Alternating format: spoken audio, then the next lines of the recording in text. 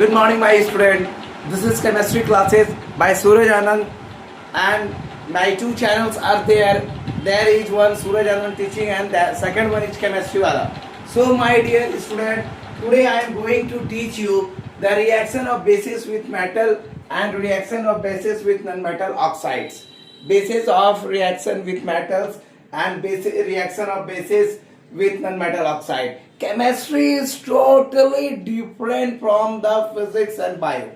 Bio, you should be keep in mind that the diagram should be properly and labeling is. And physics is all about the theory. But chemistry is very interesting. It is all about the elements, symbols, and chemical formula. So, my dear student, I am going to teach you today the reaction of bases with metals. There is a reaction with bases with metals, metals like zinc, metal like aluminum, metal like tin, metal like lead, react with the strong acids like sodium hydroxide and potassium hydroxide to evolve hydrogen. So, that you see in the reaction, zinc in the form of solid and sodium hydroxide in the form of aqueous. It gives you sodium zincate Na2Zn O2. This is the formula, and S2 gas.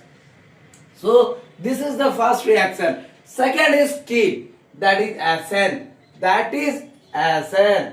And third is the aluminum.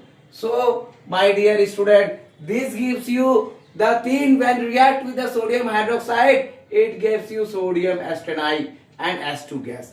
Third one is the when aluminum react with the sodium hydroxide, it gives you sodium aluminate and hydrogen gas. This is all about the reaction of bases with metals. So bases when react with the metals, it gives you the zincate, aluminate or aserite with aluminum, tin and zinc. So my dear student, next one is the bases reaction of bases with non-metallic oxide.